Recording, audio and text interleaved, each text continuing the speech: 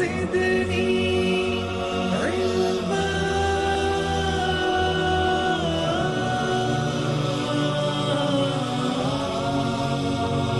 رب زدني علما.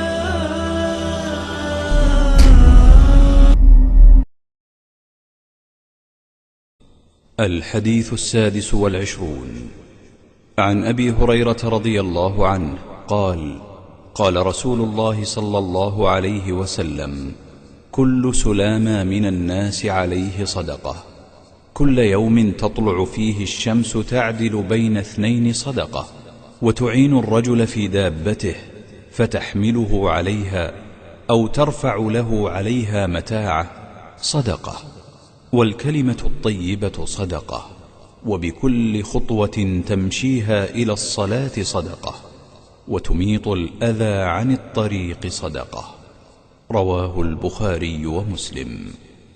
ہے کل یومن کافی تھا، روزانہ اس کے اوپر ہر جوڑ کے اوپر صدقہ ہے۔ کتنے جوڑ ہیں انسان کے جسم میں؟ کسی ڈاکٹر سے پوچھئے۔ اس زمانے میں بھی ہمارے پیارے رسول صلی اللہ علیہ وسلم کو اللہ تعالی نے وحی کی، دوسری حدیث میں ہے کہ 360 جوڑ ہر آدمی کے جسم میں ہیں۔ ہڈیوں ایک جوڑیے ہے، 2 3 4 5، اس طرح پورے جوڑ 360 ہیں۔ اور یہ معجزہ ہے۔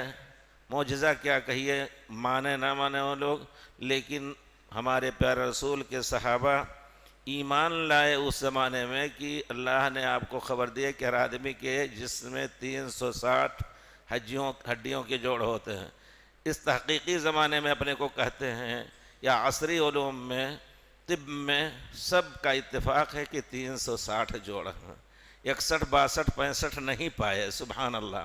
اس کا معنی یہ انشاءاللہ یہ بھی ایک دلیل ہے کہ یہ اللہ کی طرف سے پیارے رسول کو یہ علم دیا گیا، ورنہ اس زمانے میں کون جانتا تھا کہ انسان کے جسم میں یا جانور کے جسم میں کتنی ہڈیاں ہوتی ہیں۔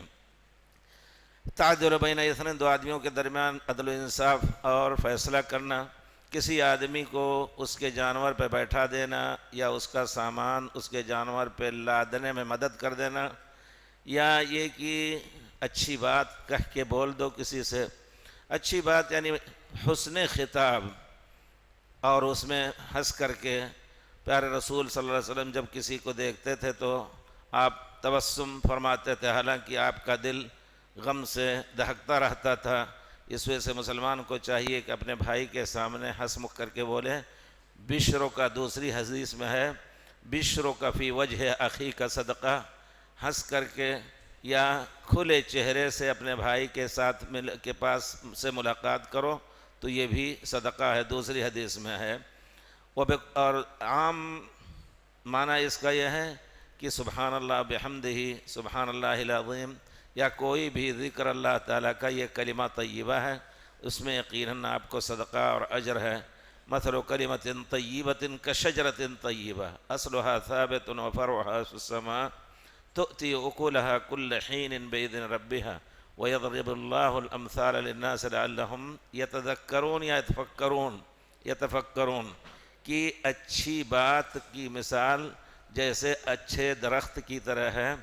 کمثل شجرۃ طیبہ اصلها ثابت، اس کی جڑ مضبوط ہے، وفرعها فی السماء، اس کی شاخ آسمان میں اونچائی میں ہے، تؤتی اکلها کل حین، وہ درخت اپنا پھل ہر وقت دیتا رہتا ہے۔ اسی طرح اچھی بات بولے آپ، یا یہ کہ آپ نے اللہ کا ذکر اذکار کیا تو اس کا اجر مستقل آپ کو ملتا رہے گا۔ وَبِكُلِّ خَطْوَةٍ تَمْشِيهَا إِلَى الصَّلَاةِ صَدَقَةٌ، صلاة کے لیے اپنے گھر سے جو بھی یا کہیں سے جو آتا ہے، ہر قدم جو اٹھاتا ہے اس ہر قدم کے بدلے اس کو صدقہ کا اجر ملتا ہے۔ اب اگر بعض علماء نے جو یہ کہا ہے کہ جب نکلو نماز صلاۃ کے لیے تو آہستہ آہستہ چلو، یعنی اگر ایک معتدل آدمی چلتا ہے تو 50 قدم میں مسجد کے دروازے پہنچ جاتا ہے، تو تم آہستہ آہستہ 100 قدم اس کو بنا لو، اس طرح کر کے۔ کیا یہ استنباط صحیح ہے؟ یہاں جو کہا گیا کہ ہر قدم، اصل میں اگر عربی کے لفظ پر غور کیا جائے تو خطوہ کہتے ہی ہیں ایک معتدل آدمی جو پورا پیر پڑا کر چلتا ہے. دوڑنے والے کو خطوہ نہیں کہیں گے. اب آپ نے سنا ہوگا حدیث معراج، اس میں براق پہ جو نبی کریم صلی اللہ علیہ وسلم کو بٹھایا گیا تو براق کی توصیف اور اس کے بیان میں آتا ہے کہ اس کا ایک ایک پیر مد البصر، جہاں تک نظر پہنچے آدمی کی، اس کا ایک خطوہ ہوتا تھا. تو خطوہ ہوتا ہی اسی کو کہتے ہیں کہ ایک معتدل آدمی عام چال میں جو پیر بڑھا کے چلتا ہے وہی مراد ہے، نہ کہ ہم تکلف کر کے دھیرے دھیرے چونٹی کی چال چل کر کے پہنچیں. اس وجہ سے لوگوں نے اس سے استدلال تو کیا ہے، لیکن یہ بات صحیح نہیں معلوم ہوتی ہے. کیونکہ آیت میں اللہ تعالیٰ فرماتا ہے وَاقْصِدْ فِي مَشْيِكَ وَاغْضُضْ مِنْ صَوْتِكَ إِنَّ أَنْكَرَ الْأَصْوَاتِ لَصَوْتُ الْحَمِيرِ. اپنے چال میں میانہ روی اختیار کرو. میانہ روی درمیانی چال، یعنی جو عام چال ہے، نہ دوڑو تیزی سے اور نہ مریل کی طرح چلو. اسی طرح اگر یہ سنت ہوتی یہ بات کہ قدم آہستہ آہستہ رکھو، تو پیارے رسول صلی اللہ علیہ وسلم خود جو آپ پوری دنیا کو سکھانے آئے تھے، آپ خود آہستہ آہستہ چل کر کے مسجد میں آتے، لیکن کہیں نہیں. تو لے دے کر کے خلاصہ مسئلہ یہ ہوا کہ ہم اپنی عام چال چل کر کے آئیں مسجد میں، اللہ تعالی ہمیں اس کا اجر دے گا انشاءاللہ. وَتُمِيتُ الْعَذَى عَنِ الطَّرِيقِ صَدَقَةٌ. چلتے پھرتے یا آپ کے گھر کے دروازے پہ بیٹھیں، کوئی گندگی پڑی ہوئی ہے، کوئی چیز بھی تکلیف دہ ہے، اس کو راستے سے لوگوں کے ہٹا دیں گے تو وہ بھی صدقہ لکھا جائے گا اللہ تعالیٰ کے ہاں. اور یہ ایمان کے کاموں میں سے ہے. الایمان بضع و سبعون شعبہ اعلیٰ لا الہ الا اللہ وادناہا اماطۃ الاذی عن الطریق. گویا ایمان کے اندر اب فعل بھی داخل ہے، عمل بھی داخل ہے. یہ نہیں کہ قول صرف، جیسے کہ بعض لوگوں نے کہا ہے کہ تصدیق کر لے وہی کافی ہے. کچھ کہتے ہیں تصدیق کر کے اس کا اعتراف کر لے وہی مومن ہو گیا، عمل ضروری نہیں ہے. یہ سب گمراہی کی باتیں ہیں. صحیح بات یہ ہے کہ ایمان اور عمل لازم ملزوم ہے. جہاں کہیں بھی ہم دیکھیں گے آیت میں الذین آمنوا وعملوا الصالحات، الذین آمنوا، تو گیا یہاں دیکھیے تمیت العذی عن الطریق. یہ کام ایمان کے شعبوں میں سے، جیسا کہ بخاری شریف میں ہے الایمان بضع و سبعون شعبہ. ایک روایت بخاری کے ہے بضع و ستون، مسلم میں ہے بضع و سبعون شعبہ اعلیٰ قول لا الہ الا اللہ. یہ بھی عمل ہوا. اور اماطۃ الاذی یہ بھی عمل ہوا، یہ بھی صدقہ ہے. اب اس